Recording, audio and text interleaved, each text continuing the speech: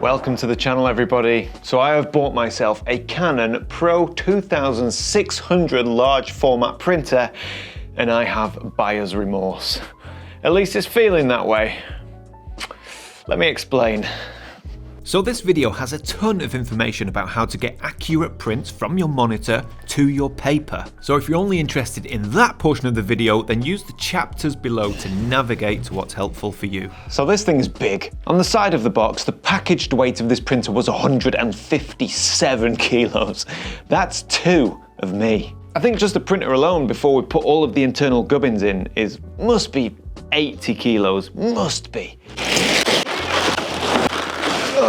So in today's video, I have one mission: to get this printer set up, get my monitor calibrated, and I want to make a print that matches the image on my monitor. That's it, simple and straightforward. But before we get into the whole process of setting this beast up, I suppose I ought to explain how on earth this came to be. Because as you can see there, I have a perfectly good printer, my Canon Pro 1000. So why on earth did I feel the need to just buy something so ridiculously big and heavy and expensive? Well, that is a very good question, and one that I'm still trying to answer and justify myself, but we'll get into it. Let's start off with the price of this printer, because it retails at about £2,900, including VAT. But I didn't pay that much. I only paid £2,400, including VAT, and I'm VAT registered, which means I can claim back the VAT.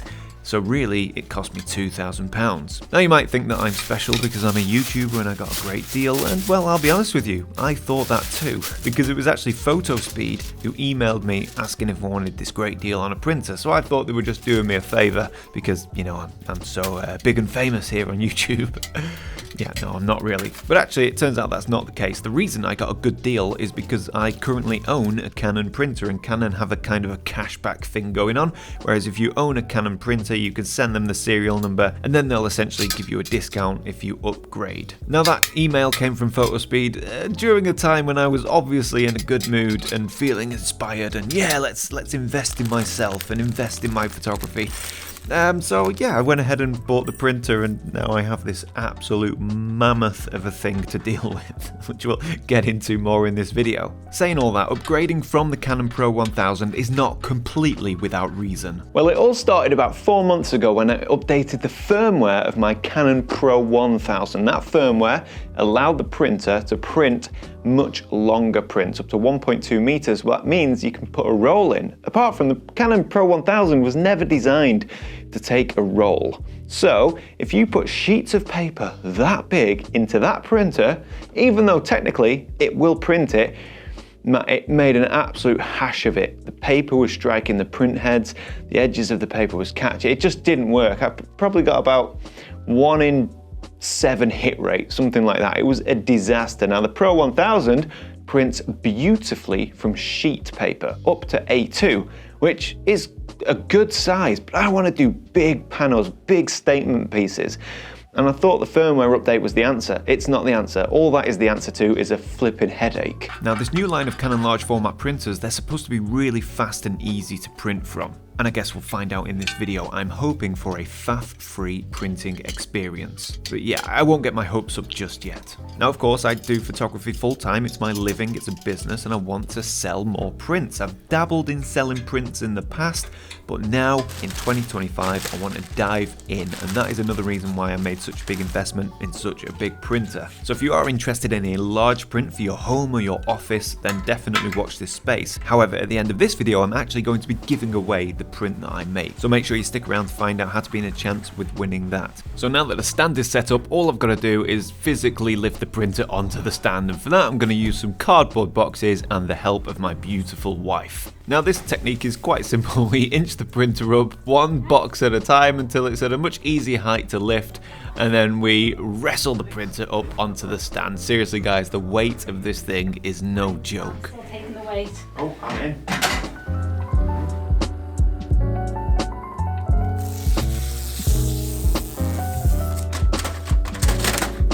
This new printer takes 12 ink cartridges, and they're all new ink cartridges, and you're supposed to get a better, more accurate colour reproduction. There's also some sort of wax applied, which makes your print scratch resistant, which I suppose is a good thing, and apparently these inks will preserve your print up to 200 years, which is crazy. But here's the kicker. To replace one of these ink cartridges will cost about £86. Now, I don't know what that is in euros and dollars, it seems to change every day. But if you need to change all 12 inks, that's going to cost you £1,032. So I'm going to need to sell quite a lot of prints to make all of this worthwhile.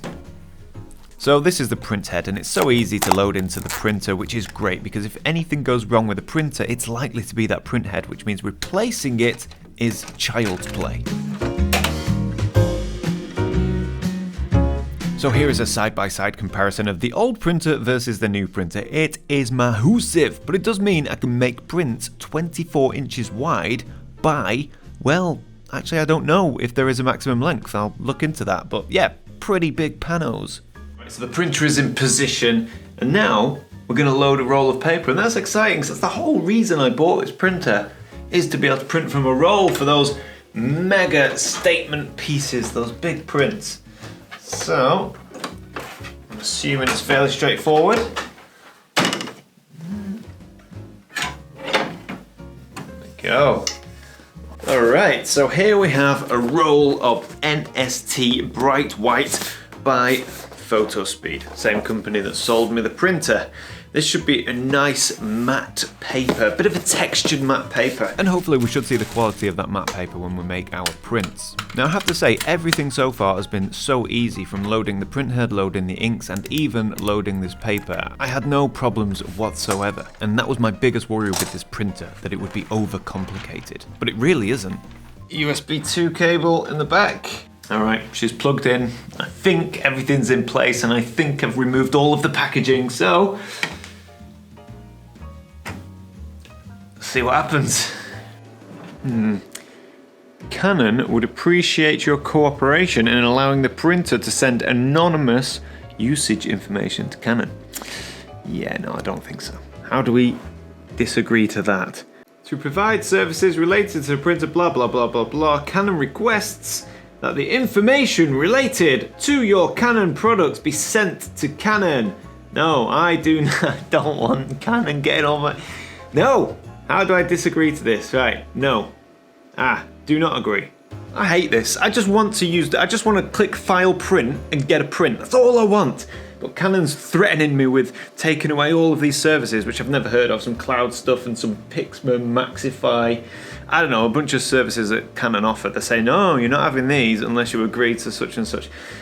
Just file print, mate. That's it. File print, beautiful image. That's all I want. I don't want to be uploading data to the cloud somewhere. God knows where. No, next. Okay, start setup. Sorry for rambling. Why can't things just be simple? Ugh. Well, I have to say, although she is a big girl, once my office was all tidied up, she sits in there quite nicely and is nowhere near as much of an eyesore as I thought she would be. So we are set up and ready to go ahead and make our first print. The driver of the printer has been installed on the computer. How do we ensure that we get a match between the image we see on the screen and the image that comes out on the paper? Well, it's not actually that difficult, especially with modern printers and modern technology, but having a fundamental understanding of what's going on when you print an image and what's going on when you're looking at photographs on your monitor versus your phone versus your iPad. And it's all about color space or color gamut. And it's not that difficult. And I'm going to explain as simply as I can. Right, so I am by no means an expert. Please feel free to chime in the comments if you have a better way of explaining this. I'm sure people watching the video would really appreciate it. But let's try and understand color space. Let's just say, here's all the colors, right? All of the colors that are capable of being displayed on the best of the best monitor. Now, I have a BenQ photo monitor. It's very good, and that is capable of displaying, let's say, I don't know, that many colors, right? It's very good. But not all monitors or not all displays are equal. So you've got monitors, cheaper monitors, older monitors, you've got iPads, you've got iPhones, then of course you've got print media types such as paper. So for example, if you're running an older monitor, that might only be capable of displaying that many colors.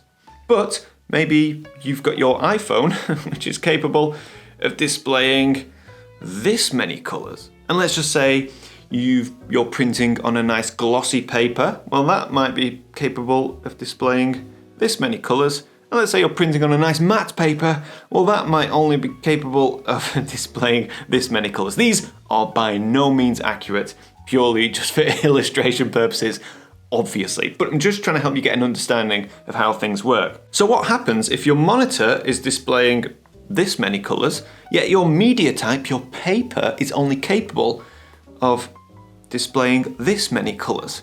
Well, you're going to have some problems. You see, the colors outside of your paper, your media type, well, that would be colors out of gamut, right? So what happens is when the computer or the software sends a signal to your printer saying, I want you to print this image, and the printer goes, well, I can't print those colors because it's only got this matte paper in which will print this many colors.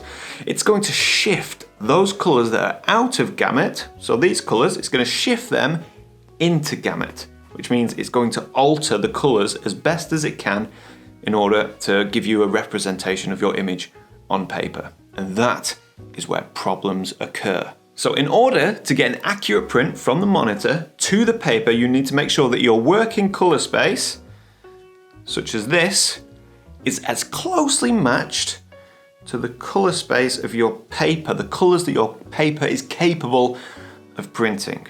The closer you get those two things, the fewer problems you're going to encounter. Now, the world of color space is, don't go down that rabbit hole. I mean, feel free to, but it'll drive you insane. Like, for example, the color space that I work in Lightroom is different to the color space that I work in Adobe Premiere Pro. So when you see the images within my videos, they can look different in Premiere Pro, which is the video editing software, as they do in Lightroom, because the color spaces don't match. So you get this communication between the two and you see color shifts. It's the same when printing. If your color space doesn't match the space that your paper can handle, then you're going to see shifts in color. When you put an image, you've got thousands of pounds spent on a display, the best editing software, a wide color gamut, it looks amazing. And then you put that on the internet and someone looks at it on their Galaxy phone or their iPhone or their whatever phone, it's going to look different because every single device all has different capabilities and of displaying colors and gamuts, and oh my god, it's a nightmare. But you're still worth doing. If you can have your little bubble, which is your monitor and your printer, if you can get those bubbles all nicely matching, you'll have no problems whatsoever. And the first thing you need to do is calibrate your monitor. I use this, a Spider 5 Pro. It's a great calibration tool. It will take into account the brightness and the ambiance of the room. It will take into account the brightness of the monitor and tell me to shift the brightness of my monitor relative to the ambient light in the room, and it will correct all of the colors and it will apply a profile to my monitor that is absolutely spot on with regards to color representation or color reproduction. Now, what's really important is that this applies to any printer, okay? Yes, I've got this massive beast of a 2600, but it doesn't matter if you've got a Canon Pro 100, a Canon Pro 1000, it doesn't matter. Everything in this video applies to those printers. It's no different. Alright, so our monitor is calibrated and we have a good understanding of color space, color gamuts, and how that relates to printing. For example, a glossy paper can display a wider gamut of colors than a matte paper. So you need to know that when processing your images for print, right? Now, what do I mean by processing your images for print?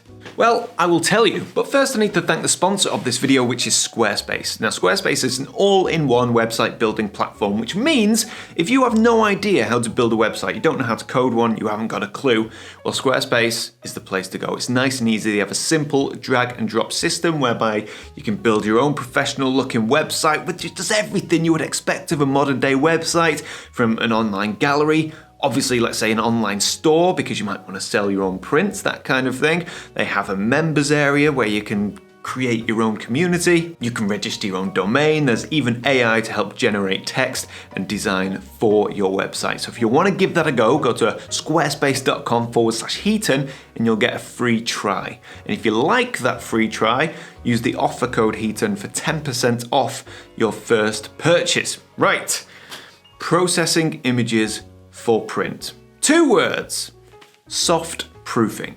So I print all of my images from Lightroom, but all of this applies for Photoshop and probably other software as well. So the thing is with Lightroom, the color space that Lightroom uses is Adobe RGB. That is a big, wide gamut, far wider than is capable of being printed on pretty much any paper. Therefore, I need to see my image not in Adobe RGB, which Lightroom is currently displaying to me, but I need to see it in the same gamut that I know my paper can display. How do you do that? Well, therein lies soft proofing and a paper profile. You see, when you buy some paper from a manufacturer, in my case this is PhotoSpeed NST Bright White, you go onto that manufacturer's website and you will be able to download an ICC profile for that specific paper. You get that profile, you load it into your computer, and now Lightroom has the information. Lightroom then knows, because of that profile, it knows what paper you're using and what gamut, what display, what color display that paper is capable of printing. Hope that's clear. So now that we've got our ICC profile downloaded and installed onto our computer, we have our image here on Lightroom. Well, in Lightroom, we hit the shortcut S, and that brings up soft proofing. And if you look here on the right-hand side, you can see that the profile that is being displayed, the color gamut, is for NST Bright White paper. So now Lightroom knows my intention, my use for this image, and as a result, it's shifted the colors, the tonality, and the contrast of the image to more closely represent what it's going to look like on that paper. Now, if I toggle soft proofing on and off, you can see those changes. You can see how the image appears more washed out and the colors change ever so slightly. And that is what you would experience if you tried to print straight from Lightroom to a printer without soft proofing. You wouldn't get that color match. Now, when in soft proofing mode and you look at the histogram, on the right-hand side of the histogram, you can see a little icon for a sheet of paper. Well, if you click that icon, some colors may then be highlighted in red. And what this is showing you, what this means is that those colors that are high, or those parts of the image that are now red, that's to indicate colors within your image that are out of gamut. Remember, we explained how the triangle in the color space is what your media type can represent, is capable of printing, and all of the colors outside of that will be changed and shifted. Well, this is telling you which colors are out of gamut and which colors therefore are likely to not come out, as you can see. So in order to fix this, we now need to go ahead and edit this image in the soft proofing mode, and we need to bring it back. We need to get those colors back into gamut. We need to reintroduce the contrast, and then we'll have an accurate representation of what's going to be printed. But bear in mind, I'm printing on a textured matte paper, so it's never going to be rich, vibrant with deep shadows and a broad color range because it's a matte paper. It's going to be more painterly. It's going to be a little bit more subdued. So I need to bear that in mind, which makes me think this might actually not be the best image to print, but we'll give it a go anyway.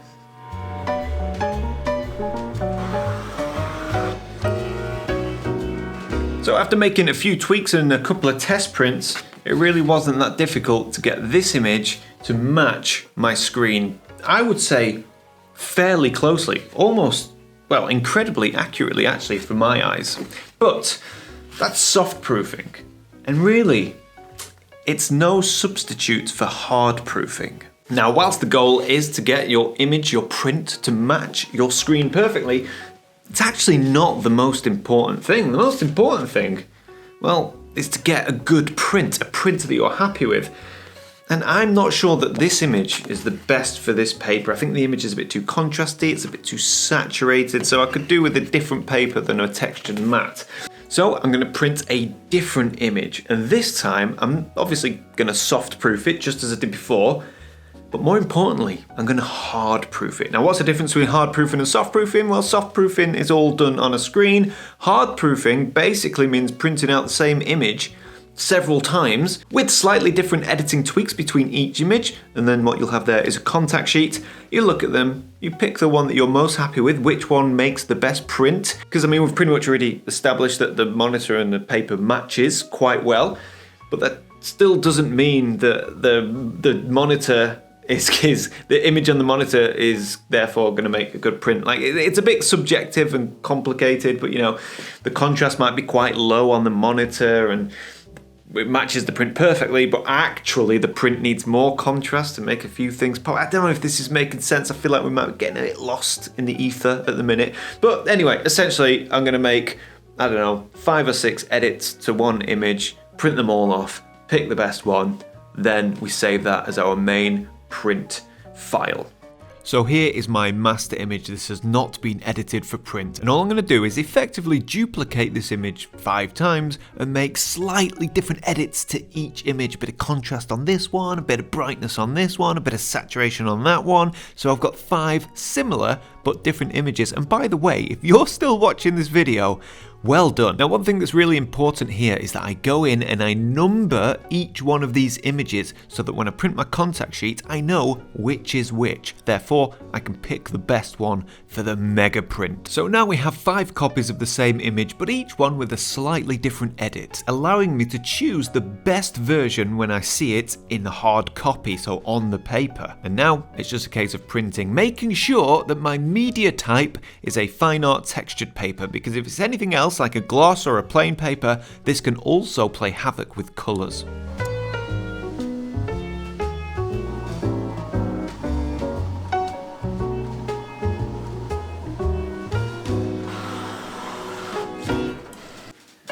Alright, so here is my hard proof, and I can see there's slight variations between each of them. They're all numbered, and I'm just going to pick the one that I think looks best in print, because it is different when you look at an image on paper as opposed to a simulation of paper on your monitor. So to summarize, we have a basic understanding of color gamuts and color spaces and how that relates to monitors and paper types and all different kinds of displays. Our monitor is calibrated, our paper profiles are loaded, we understand the limitations of our paper type, the printer knows what kind of paper's in there, we've soft-proofed our image, and we've hard-proofed it. So now we can confidently go ahead and make a large print knowing that it's going to come out just as we want it. Here we go. Now, whilst the printer gives birth to her first giant masterpiece, there's 2 things I forgot to mention that are quite important. 1, when you're editing and processing your images, regardless for print or not, make sure you're working in a dimly lit environment with no bright lights in your eyes. I like to use warm lamps distributed around the room.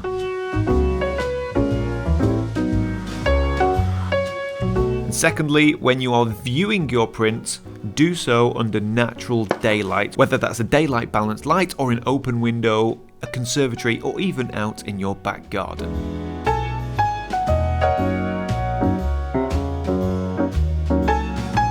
Well, I am absolutely blown away by the quality of this print. It looks almost 3-dimensional, and most importantly, the colours match the monitor perfectly. The paper, the NST Bright White by Photospeed, is beautiful. Just the right amount of texture and a really good bright quality to it. So I'm going to give this print away to a subscriber. So if you're a subscriber, leave a comment below, and then I'm randomly going to go through all the comments, pick one, and then you will get the print. The print includes worldwide shipping as well, so look out for any scams in the comments saying that you've got to pay for shipping or anything like that. Anything I ever give away will include shipping and it'll be completely free to you. So this print could be yours, and let me tell you, this in a frame would look beautiful. So I really hope you've taken some value away from this video. If you have, give it a like. If you're not a subscriber, subscribe for more landscape photography content. And with that being said, thank you so much, and I will see you next time.